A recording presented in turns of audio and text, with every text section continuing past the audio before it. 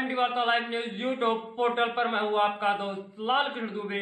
आइए चलते हैं आज की ताजा खबरों की ओर।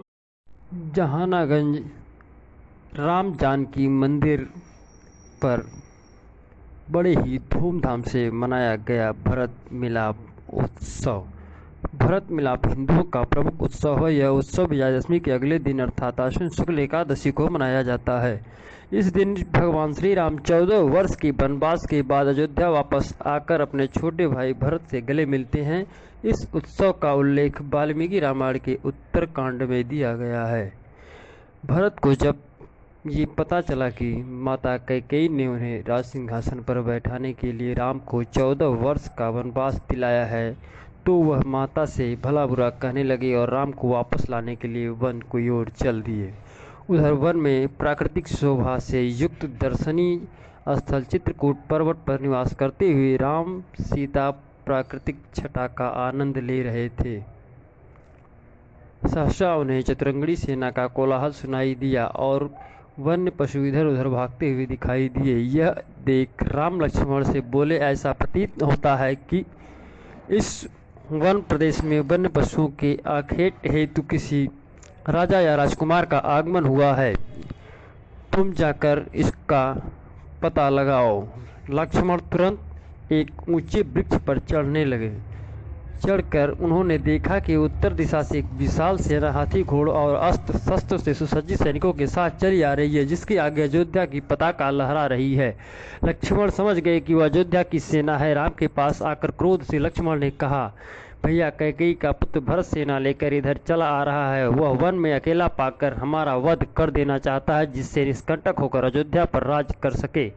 मैं इस भरत को उसके पापों का फल चखाऊंगा। राम ने कहा, लक्ष्मण, तुम ये कैसी बात कर रहे हो? भरत तो मुझे प्राणों से भी प्रिय है। अवश्य ही वह मुझे अयोध्या वापस ले जाने के लिए आया होगा। भरत में और मुझ में कोई अंतर नहीं है। तुमने जो कठोर शब्द भरत के लिए कहे हैं, वे वास्तव में मेरे लिए कहे हैं। किसी भी स्थिति में पुत्र पिता के और भाई भाई के प्राण नहीं लेता।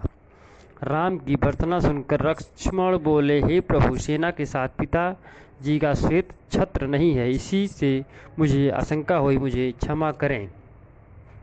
पर्वत के पास अपने सेना को छोड़कर भरत शत्रुघ्न राम की कुटिया की ओर चले। उन्होंने देखा यज्ञ वेदी के पास मृगशाला पर जटाधारी एक वक्कल धारण किए बैठे हैं।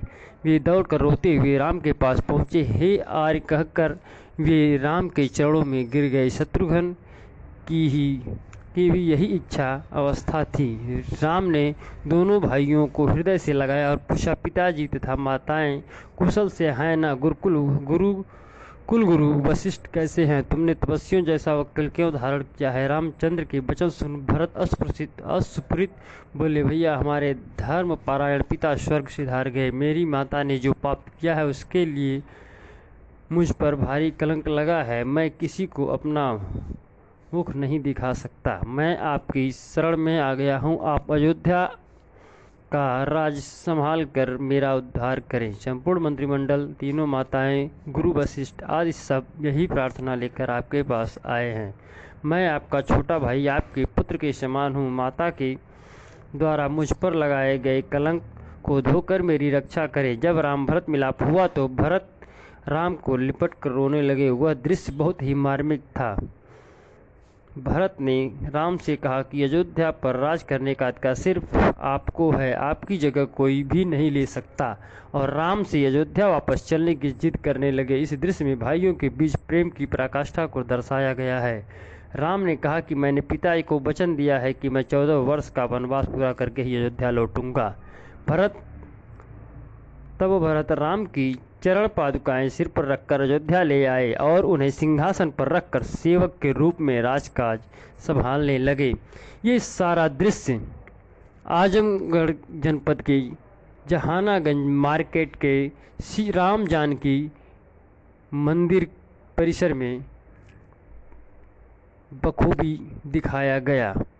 इस भरत मिलाप के अवसर पर अध्यक्ष अवधेश जायसवाल, महामंत्री सौरभ गुप्ता, सनी चन्नी कोषाध्यक्ष अमित गुप्ता, उपाध्यक्ष प्रवीण वर्मा, रजत गुप्ता, शैलेश चौरसिया, दीपक वर्मा, अनिल बर्नवाल, रोहित मदेसिया, अभय जायसवाल, गोपाल मदेसिया, किशन बर्नवाल एवं मृत्युंजय बर्नवाल आदि सभी कार्यकर्ता व बाजारवासी व क्षेत्रीय गण विशिष्ट लोग भी मौजूद रहे।